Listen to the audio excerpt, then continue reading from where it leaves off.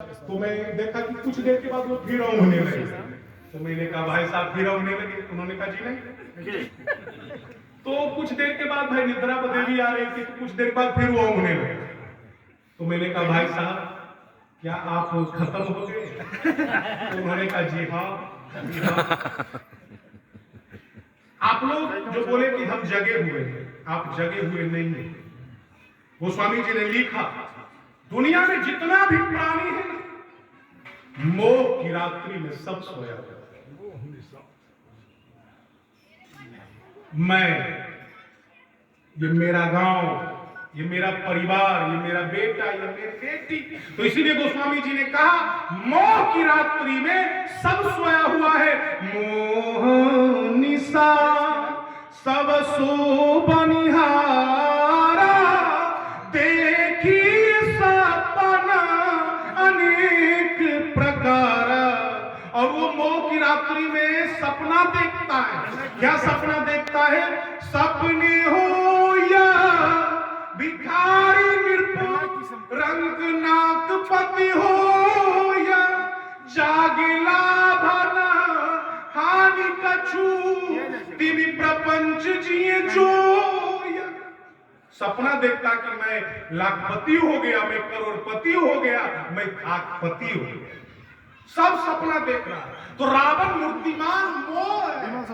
और ये जो अशोक वाटिका है, ये मोह की वाटिका है। इसीलिए हनुमान जी महाराज उस वाटिका के वृक्षों को उखाड़ कर फेंक देते। अरे जो योगी होगा वही मोह के वृक्ष को उखाड़ सकता है, जो कुयोगी होगा वह मोह के वृक्ष को नहीं उखाड़ सकता है।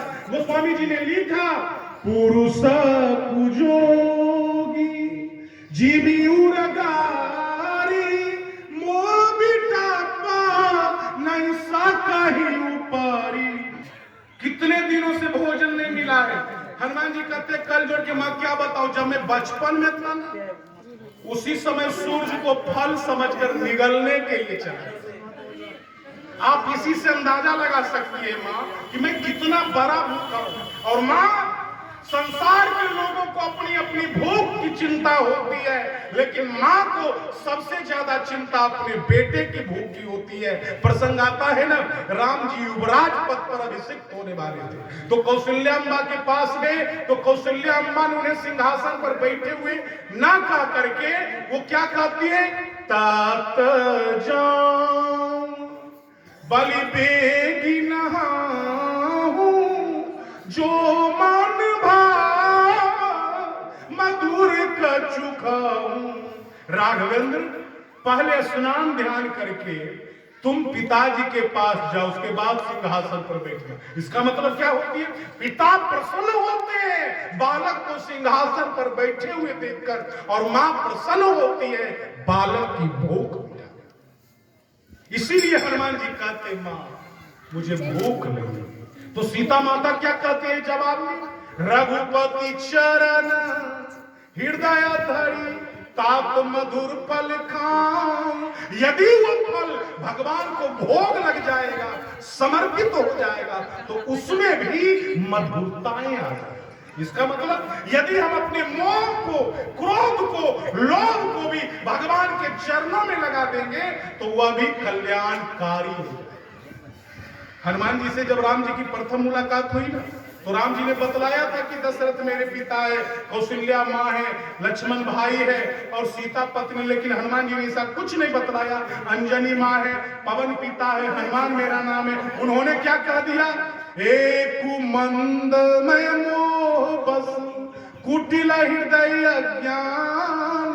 एक तो मैं मंद हूं, मोह के वशीभूत हूं, कुटिल हृदय हूं और अज्ञानी हूं। इन चारों शब्दों को सुनने के बाद राम जी ने कहा भले ही तूने इन शब्दों को निंदा के रूप में लिया हो, लेकिन तुम्हारे संदर्भ में विचार करके देखने के बाद यही शब्द मुझे सर्वाधिक प्रिय लगा, क्योंकि मंदता सर्वत्र अवगुण ही नहीं मानी जाती है, कहीं कहीं मंदता गुण भी मानी जाती है। रामचरितमानस में वायु की प्रशंसा करते हुए कहा गया, शीतल मंद क्या है,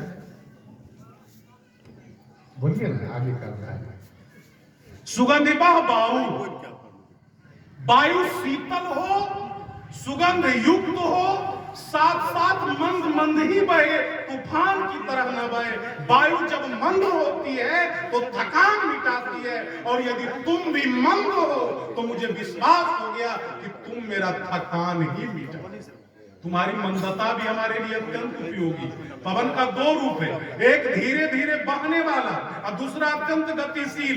एक का नाम है पवन, दूसरे का नाम है परभंजन। परभंजन शब्द का अर्थ जो तोड़ फोड़ के रख दे, उखाड़ करके फेंक दे। हनुमान जी जब वाटिका में बहते हैं ना, तो ये उनका परभंजन रूप है। लेकिन वही हनुमान जी जब राम जी के साथ होते हैं तो शीतल वायु के द्वारा विश्राम देते।